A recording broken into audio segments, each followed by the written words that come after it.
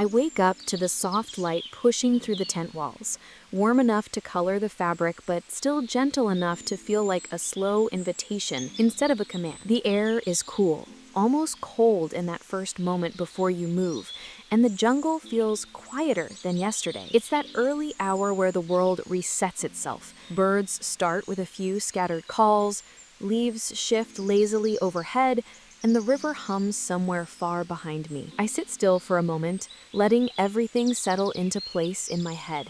It's strange how this place, wild and unpredictable, can feel calmer than any city morning I've ever had. I step out and stretch, letting my muscles wake up properly. There's a stiffness that comes from sleeping on the ground, but it's the kind that tells you your body worked hard the day before. I stand there for a while, breathing deep, feeling the cool earth through my feet and the sunlight brushing the tops of the trees. Watching water warm is the smallest, simplest task, but here it feels like a ritual. While it heats, I grab my protein bar and take slow bites. Breakfast in the jungle isn't glamorous, but it's peaceful. The warmth from the coffee seeps through the metal and I wrap my hands around it, letting the heat soak into my fingers. Steam rises gently, curling into the air. I drink slowly, savoring it, because something about coffee in a wild place just hits deeper. After finishing, I walk down to the river for my morning dip. The path is damp, soft under my feet, and dotted with fallen seeds and little bits of broken branches. The water is cold enough to shock me awake, but it's the kind of shock that feels clean, almost refreshing. I dip my head under, letting the entire chill run through me, then come up with a deep breath. I wash up and let the river carry away whatever sleep was left in me. The sunlight filters through the leaves in dancing shapes across the water, and for a moment I just stand there, letting it all sink in. I change into clean clothes. Then I gather yesterday's clothes and take them to the river. I scrub them against a smooth stone, working slowly, making sure to remove every bit of dirt and sweat. Rinsing them feels satisfying, like resetting the day. I wring them out fully and hang them across a line I tied between two trees yesterday. The sunlight here is strong enough to dry almost anything within hours. Now that everything is clean and sorted, I grab my gear and head deeper into the jungle. Today is the day I want to find the perfect spot for a shelter. Something real, something sturdy and safe. The kind of place that can handle rain, wind, and whatever else this place decides to throw at me. I move slowly, scanning the ground, watching the way the trees lean, checking how the light hits certain spots. I also listen, really listen. The jungle talks constantly. If you pay attention, you can hear when a place feels too open or too cramped, too exposed or too hidden. A few times I stop to brush aside leaves and check the ground for ant trails or other insects. After about 20 minutes, I reach a gentle rise in the land. It's slightly uphill, just enough to avoid water pooling during heavy rain. The ground is mostly flat, covered with dried leaves that rustle softly under my boots. Tall trees surround the clearing, offering natural shade. The space feels open but protected. The moment I step on it, something clicks. This is the place. It feels right instantly. I put my bag down and walk around the perimeter, imagining the layout in my head. Where the shelter will stand, where the fire pit should go, where I'll sit during the evenings.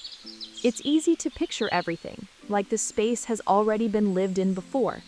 The breeze here is gentle, and the air is cooler than the lower areas of the forest. I begin by clearing the ground.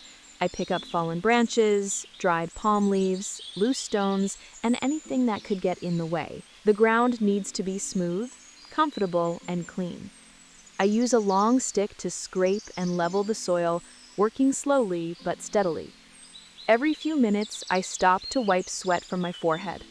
The sun is higher now, and the heat is starting to settle into the day, but there's something calming about the process. Clearing land feels like preparing your mind too, removing clutter from the space and from yourself. Once the area looks good, I step back and breathe out. A light breeze runs through the trees, and dried leaves flutter down like slow-motion confetti. When I'm ready, I grab my fishing line and head toward the big river. The sound grows louder as I get closer, and when I step out into the open bank, the view is stunning. Wide, shimmering water, sunlight bouncing across the surface, a calm breeze tracing the edges of the trees. I find a safe, stable spot to sit and get my line ready. Fishing here isn't fast. It's patient work. I sit quietly, letting the river run its rhythm while the wind brushes through the leaves. After a long wait, there's a pull, then a stronger one. I guide the fish towards me carefully, keeping the tension steady. Eventually, I lift it out. A good-sized, healthy fish, perfect for dinner. I take the fish back towards the smaller river near my camp. I dig a shallow hole near the water's edge, just deep enough to keep the fish cool and alive until evening. After that task, I turn to gathering materials for the shelter's roof. Coconut leaves are ideal, strong, flexible, and naturally waterproof when layered right. I walk until I find a cluster of coconut trees and beneath them, plenty of fallen leaves. I pick the ones that are fresh but firm, stacking them neatly. I tie them together with vines, creating bundles that are easy to carry. The sun begins to lower, casting a warm, golden light across the trees. By the time I return to camp, shadows stretch long across the ground and the whole clearing glows soft and warm. As the sun dips lower, I shift focus to dinner. I retrieve the fish from their holding pool, placing them carefully on a flat stone. I rinse them in running river water, scaling and gutting each with deliberate care. The smell of fresh water clinging to their scales, the firm texture of the meat, the quiet murmur of the river beside me. It all grounds me. Preparing food this way is laborious but satisfying. Every bite later will be earned, the product of careful observation and effort. I gather dry twigs, small branches, and tinder near the campsite. Flames dance, crackle, and warm the achingly cooling air, sending flickering light across the clearing. I place the fish on my makeshift grill, a few stones, and a small metal rack from my pack, and begin turning them slowly. The skin crisps slightly, the meat gradually changing to a tender, opaque white. The aroma mixes with the earthy scent of jungle leaves, warm and alive. I pause to inhale, letting the combination of smells, heat, and quiet fill me.